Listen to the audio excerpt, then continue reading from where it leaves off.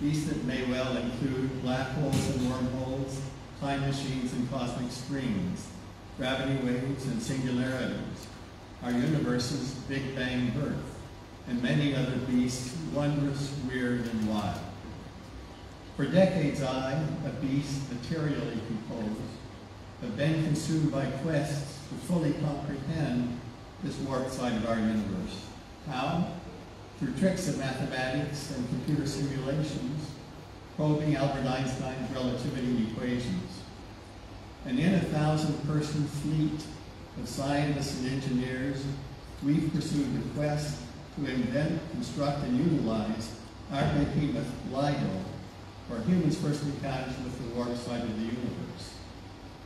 Big questions have driven these warped side quests, some that I'm sure you've asked yourself, and some that you likely have not. How did our universe begin? Can anything travel backward in time? How does warped space-time behave when wildly, frenziedly rising, like the open sea in a storm? How does the warped side of our universe impact the material side, the side that we humans see and feel? In an artistic, poetic book that Leah and I are creating, she and I use paintings and verse to shed some glimmers of light on all of these big questions. But in our presentation today of extracts from our sweet little book, we only can touch on a few of these questions while leaving the others behind.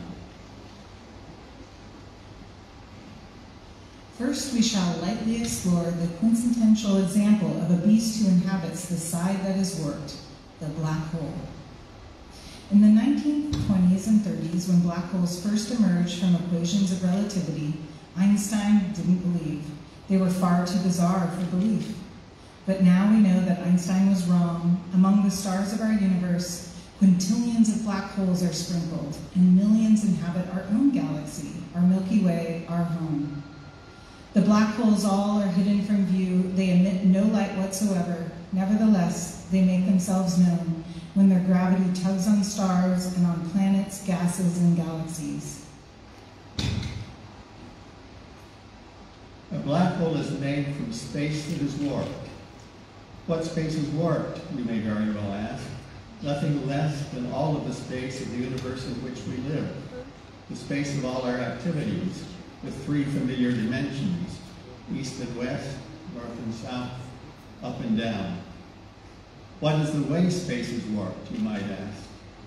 The measurable distance across a black hole is tremendously large. The measurable distance around the black hole is very much smaller. A space for a flatbed could not be. This is the way space is warped, says the math of relativity. The space of our whole universe may be warped in a larger space with higher dimensions, 4 or 5 or 10 or more. Dimensions that humans never can see, dimensions we physicists call the bulk. How can we visualize this warping in Lìa Hallóranín's dazzling paintings? We pretend that the space of our universe has just 2 dimensions instead of 3. The space she depicts as a stretched rubber sheet, a membrane or brain in physicists' argot, a brain that resides in the bulk and is bent. A bulk whose dimensions we pretend are just 3 because that's the best we can do or see. As viewed by creatures who live in the bulk beings I shall call them, our brain near the hole bends down like a funnel, making huge the distance across the black hole, the distance we measure inside of our brain, the distance traversing the funnel surface, inward, then downward, back up, and then out. Like everything else that we humans can see, Felicia, Leah's fabulous wife, resides with us inside of our brain.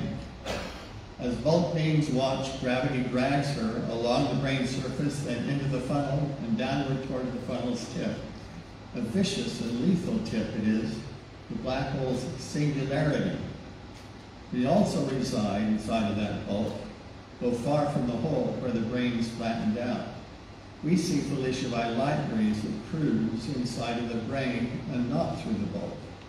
To extend to our eyes these rays from Felicia, stay clear of the funnel where gravity is so strong they couldn't climb out. As seen by us humans in inside of our brain. The funnel, therefore, possesses a mouth from which no rays can escape, a mouth into which we never can see. As the hungry black hole ingests poor Felicia, staring with light rays, we see her legs vanish into the funnel's yawning black mouth, a circular mouth that's really a sphere, since our brain's dimensions are actually 3. And therefore we see Felicia's legs vanish into a yawning black spherical hole. A black hole is made from time that is warped. Einstein's law of time warps asserts things like to live where they age the most slowly, and gravity pulls them there. The slower is the aging, the stronger will be the gravity. The gravity near a black hole's mouth is unbelievably strong and arises inextricably from enormous slowing of time.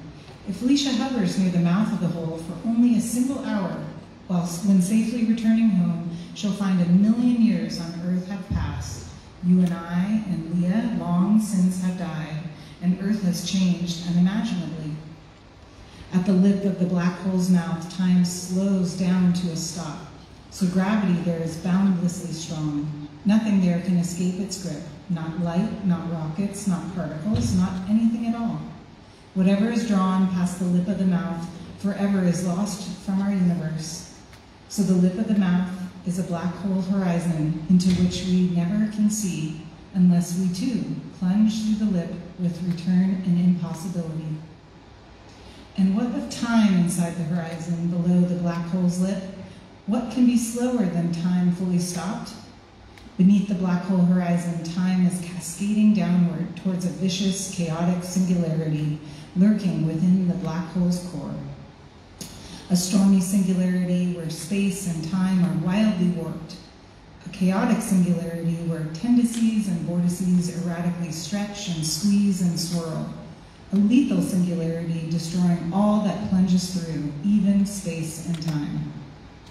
When Felicia falls through the horizon to escape, she must swim upward, struggling against the unstoppable flow of down cascading time.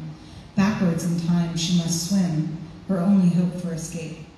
But Einstein's law forbids such a swim, so Felicia is gripped by the forward flow of down cascading time and is dragged to tragic death in the wild, chaotic singularity if the black hole is young.